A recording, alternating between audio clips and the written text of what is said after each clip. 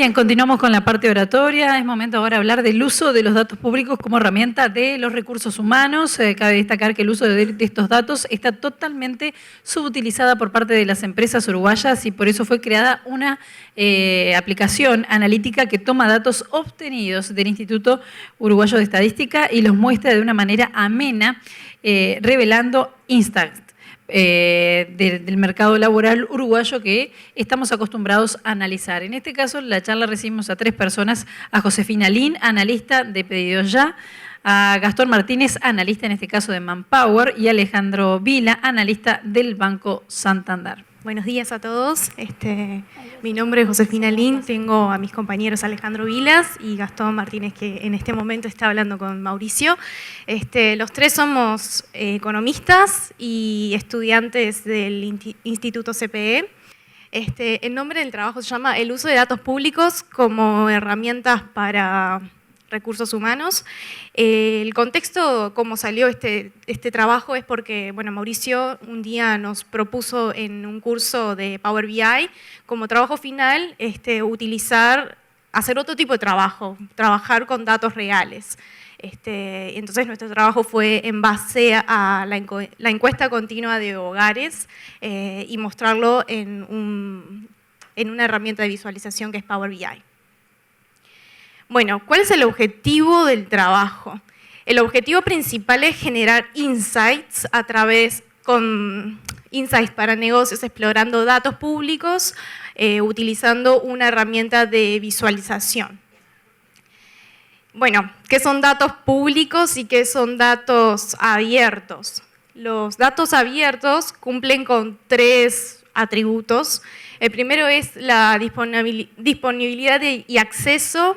La idea de esto es que sea realmente, el dato sea disponible completamente y además fácil de acceder y a un costo relativamente bajo. Es decir, si uno tiene internet y puede acceder a eso y bajarlo, en verdad tiene un costo relativamente bajo.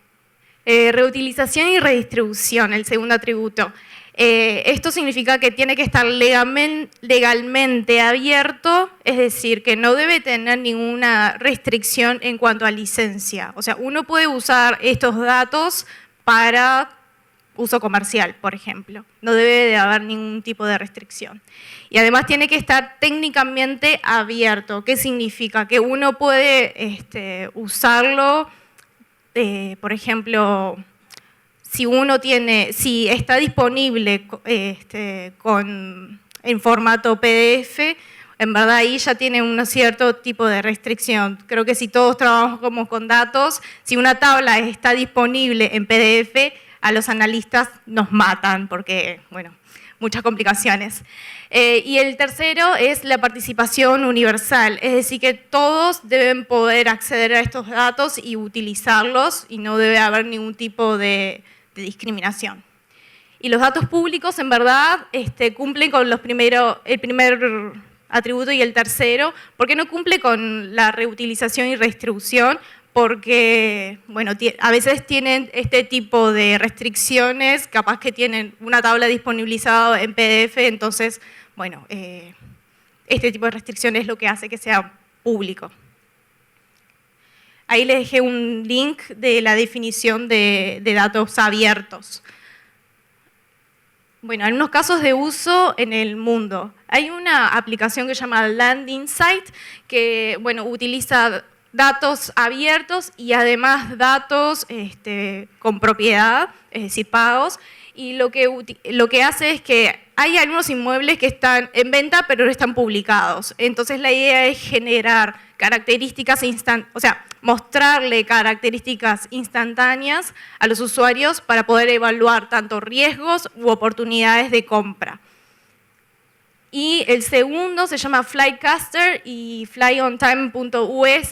Es una aplicación que la utiliza mucha gente y utiliza datos abiertos de clima y de vuelos, y lo que hace es la predicción casi que exacta de un vuelo en tal aeropuerto cuánto va a demorar o si va a llegar en tiempo, etcétera, etcétera. De hecho, es tan eficiente de que incluso los empleados de los aeropuertos la utilizan en vez de mirar la información que le disponibiliza las aerolíneas. Bueno, datos abiertos en Uruguay, no sé si todos saben, pero existe un catálogo de datos abiertos que lo proveen empresas privadas, organizaciones de sociedad civil, organismos públicos y academia, generando bueno, varios tipos de datos. Ahí hay unos ejemplos de las categorías más utilizadas: estadística, educación, vivienda, etcétera. Buen día. Mi nombre es Gastón. Bueno, en realidad, en referencia a lo que dice Josefina, la idea del proyecto era utilizar datos reales, datos públicos, ¿tá? Y en realidad datos abiertos. Y bueno, nosotros nos basamos en la encuesta continua de hogares. Como todos saben, la encuesta continua de hogares es provista por el Instituto Nacional de Estadística, ¿tá? Que es, en realidad, bueno, justamente es una encuesta que se realiza hogar a hogar, ¿tá? Con una periodicidad. En el caso de los datos de empleo y también la parte de ingresos. ¿Se cortó ahí? Ahí está. Se hace mensual, trimestral, semestral y anual. Bien, y se viene haciendo la encuesta continua de hogares desde 1968 en adelante de forma ininterrumpida. ¿De qué manera se recogen los datos? ¿Tá? Se hace a través de una encuesta presencial. El encuestador va al hogar, se entrevista con una persona mayor de 18 años, que no necesariamente es el encuestado, pero puede representar a un encuestado. Y bueno, se hace una serie de preguntas que se ingresa en una tablet y va directamente a la información, o sea, a la base de datos para la recolección. Cuando hablamos de representatividad, se busca con la encuesta continua de hogares, que representa a toda la población. Vale aclarar que este tipo de encuestas, si no lo hiciéramos a nivel público, sería casi que imposible. Ahora voy a hablar un poco de la volumetría, pero sería muy costoso. Entonces es un dato que tenemos y que puede ser utilizable. Y referente al tema de la representatividad, se representa al interior, a Montevideo, a diferentes tramos de edad, de sexo y demás. Por ejemplo, por decir algo, en lo que es el interior, se llega hasta localidades de menores de 200 personas, ¿tá? Y eso marca a la hora de hacer proyectos con esto, la buena calidad de la información.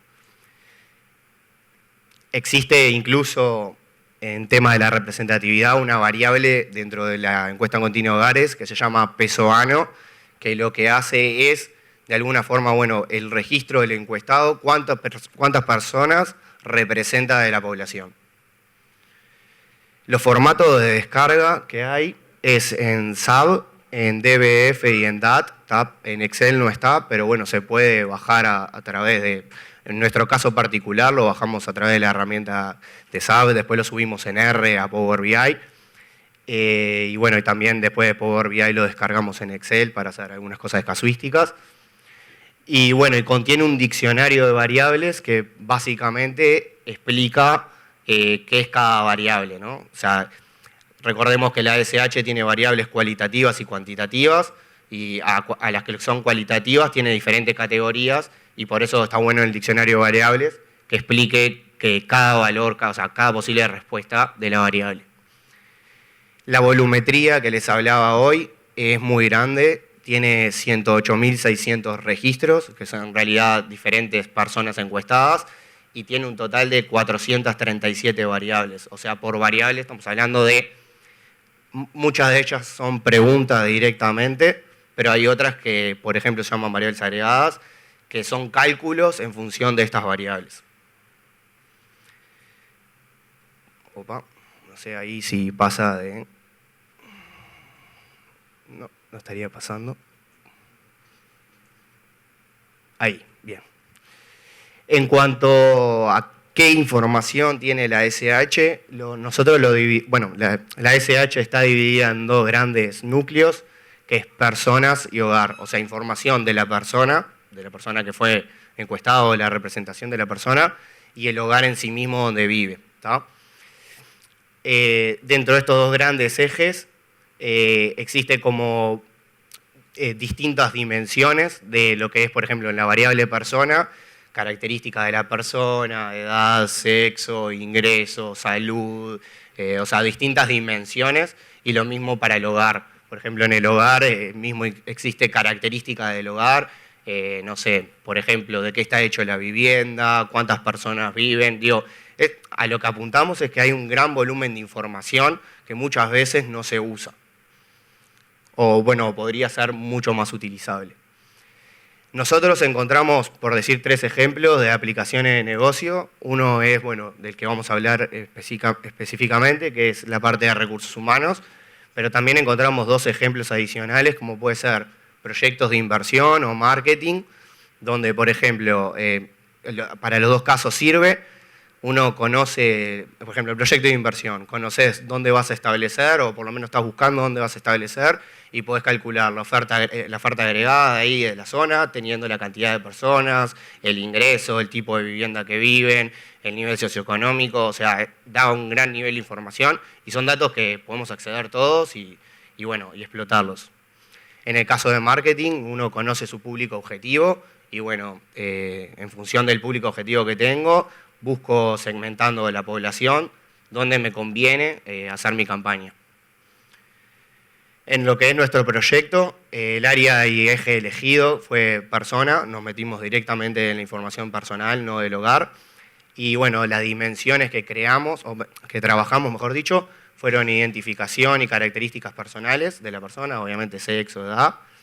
Educación, que con educación y empleo, todas las variables de educación, nivel que alcanzó la persona y demás, que está bueno aclarar que, por ejemplo, el máximo nivel educativo, nosotros es una variable que la creamos en función de las respuestas de las personas, porque, por ejemplo, alguien responde, bueno, sí, finalicé primaria, secundaria, bueno, cómo establecemos el máximo nivel educativo de la persona fue una de las variables que creamos. También en lo que es el eje empleo, trabajamos también con un indicador, que ahora después lo va a mostrar Alejandro, que fue, bueno, la calidad del empleo de la persona, que explicar que también no solo se trabaja a punto de vista con el dato que se tiene, sino que se puede recrear datos a partir de las respuestas. Y bueno, específicamente, ¿qué aplicabilidad le vimos en el área de recursos humanos? Que era uno de los ejemplos que dijimos. Son 3, que los comento en conjunto. Uno es poder establecer el ingreso de una ocupación, porque, a ver, en lo que es el eje empleo, uno tiene dónde trabaja, el sector que trabaja, si es técnico, si trabaja en el agro, lo que sea. Poder calcular cuánto es el sueldo que está cobrando esa persona, o el promedio de esas personas en ese tipo de empleo. También el nivel educativo, o sea, yo tengo, no sé, de tal sector, en mi área, quiero saber qué nivel es el que maneja educativo el mercado. Y el último, que lo pusimos a través de una marca de velocidad, es cómo está evaluado la calidad de ese sector. No sé, por ejemplo, gerentes de un banco, consideran que tiene buena calidad, mala calidad de empleo, cómo es en el mercado. Y creemos que estas 3 cosas pueden hacer, no solo a la hora de buscar, cuando se busca a personas para que ingresen a la empresa, sino también, por ejemplo, poder bajar la tasa de recambio del personal, diciendo, si el ingreso promedio es ¿cómo me quiero ubicar yo? El nivel educativo está acorde, la calidad del empleo, ¿cómo lo evalúa? ¿Dónde puedo mejorar? Para hacer un detalle en eso, el indicador de mala calidad de empleo está medido, por ejemplo, si trabaja más horas, si se lleva trabajo para su casa, todas esas cosas ir viendo para, en la tasa de rotación poder bajarla. Eso es una aplicabilidad que le dimos. De mientras que lo ponemos, nosotros ingresamos todos estos datos de la encuesta continua de hogares, elegimos no todas las variables, unas variables determinadas que nos parecían relevantes, como dijimos, de lo que es la parte de la persona, ¿no? Y la idea es mostrarles un poco cómo lo hicimos, o por lo menos qué se puede ver. Y nada, destacar que es un trabajo de académico, así que bueno, lo fuimos haciendo con los conocimientos del curso. Bien, en realidad lo que se ve al principio son las tres dimensiones principales que decidimos considerar, básicamente ingresos, educación y empleo. Con estas dimensiones en realidad lo que queremos es mostrar un poquito, como dimensionar lo que es el mercado laboral de Uruguay en 2018, digamos. La idea es que sea bastante intuitivo, o sea, uno va haciendo clic, ahí por ejemplo podemos entrar a ingresos, y la idea es cruzar estas dimensiones con otras variables o incluso con dimensiones que están antes. Por ejemplo, se puede ver ahí identificación, lo que tenemos es una distribución de ingresos por edad, se puede segmentar por sexo, a ver, ahí capaz que entramos.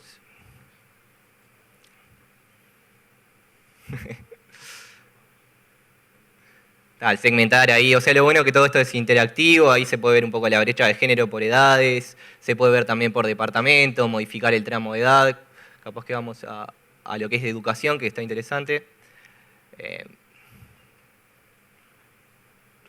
En el gráfico de la izquierda lo que tenemos es un ranking de ingresos por educación.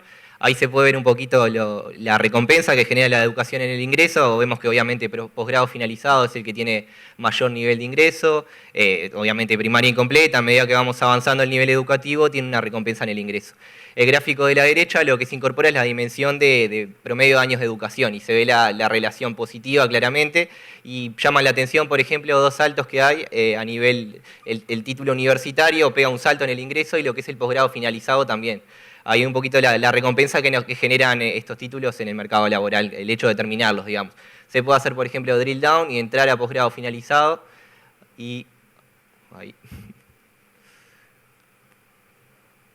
O sea, entraríamos dentro de posgrado finalizado y ahí cuando cargue lo que vamos a ver van a ser las principales áreas de posgrados que tenemos y ver un poquito en años de educación y en ingreso la diferencia.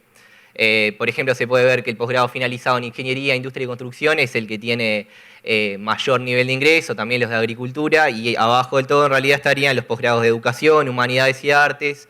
También, por ejemplo, vemos la particularidad del posgrado en Salud y Servicios Sociales, que es el que tiene en promedio más años de educación y no es el de mayor ingreso, digamos. También eso se puede modificar dinámicamente, en realidad, cambiar los rangos etarios, verlo para cada departamento, como es muy dinámico, digamos. Después, yendo para atrás... Dale, vamos a calidad de empleo. Y bueno, la idea es explicar un poco eso y calidad de empleo.